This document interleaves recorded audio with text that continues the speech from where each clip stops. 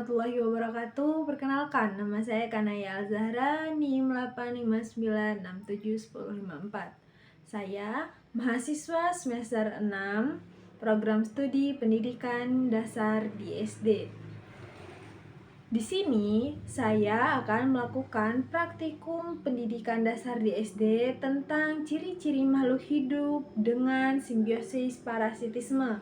Nah, sebelum saya menjelaskan apa sih simbiosis parasitisme itu, simbiosis dibagi menjadi 3. Yang pertama, simbiosis parasitisme, yang kedua, simbiosis komensalisme, dan yang ketiga, simbiosis mutualisme.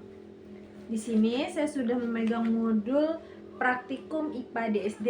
Dijelaskan juga bahwa dalam suatu ekosistem terdapat hubungan antara makhluk hidup dengan makhluk hidup lainnya, serta lingkungan yang berhubungan. Simbiosis parasitisme adalah dua organisme yang mana satu pihak merasa diuntungkan dan yang satu pihak merasa dirugikan.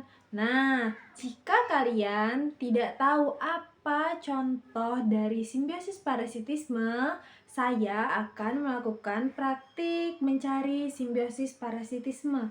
Kita simak videonya. Alat tulis yang saya butuhkan ada buku, alat tulis, penggaris, dan modul. Panu disebabkan oleh jamur. Jamur ini hidup di kulit manusia dan mengambil nutrisi dari kulit. Jamur diuntungkan karena mendapatkan hidup dan makanan, sementara manusia merasa dirugikan karena muncul bercak putih, gatal, serta tidak nyaman. Nyamuk menghisap darah manusia untuk mendapatkan nutrisi dalam proses bertelur. Nyamuk merasa diuntungkan karena memperoleh darah, manusia merasa dirugikan karena dapat menimbulkan penyakit DBD dan iritasi kulit. Tikus merasa diuntungkan karena mendapatkan makanan dan tempat hidup dengan mudah. Manusia merasa dirugikan karena makanan bisa terkontaminasi dan tertular berbagai macam penyakit. Benalu diuntungkan karena mendapatkan nutrisi untuk tumbuh tanpa harus mengambil dari tanah sendiri. Pohon jeruk merasa dirugikan karena kekurangan nutrisi dan pertumbuhannya akan terganggu. Kutu putih merasa diuntungkan karena menghisap sari makanan dan mendapatkan nutrisi untuk hidup, serta tanaman serikaya sendiri dirugikan karena buah menjadi rusak, hitam, dan tidak bisa dimakan lagi.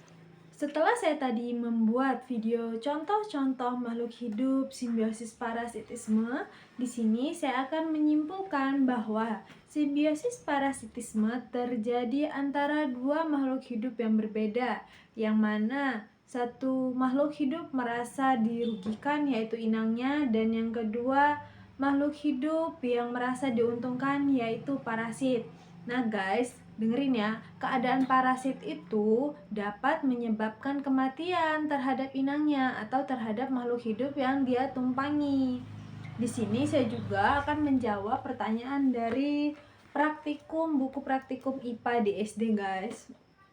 Jadi pertanyaannya itu, di antara hubungan simbiosis parasitisme yang saya temukan, adakah yang menyebabkan inangnya mati atau makhluk tersebut mati? Jawabannya ada guys, yaitu nyamuk. Nah, saya beri contoh. Nyamuk kan menggigit kita nih, lalu kan menghisap darah. Nah, akan menyebabkan virus yang masuk ke tubuh kita. Jika penanganannya itu telat atau kita terlambat membawa dia ke rumah sakit, kita akan terkena virus DBD tuh.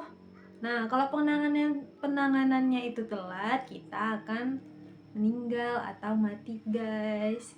Lalu daftar pustaka yang saya ambil dari tema simbiosis parasitisme yaitu buku PDGKA Praktikum IPA di SD.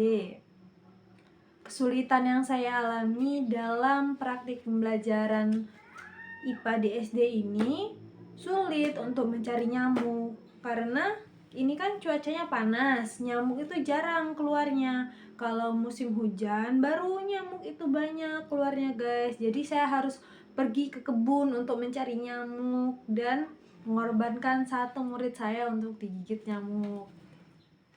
Sekian video laporan presentasi dari praktikum IPA di SD tentang simbiosis parasitisme. Apabila saya ada salah kata, saya minta maaf. Kepada Allah saya mohon ampun. Saya akhiri. Wassalamualaikum warahmatullahi wabarakatuh.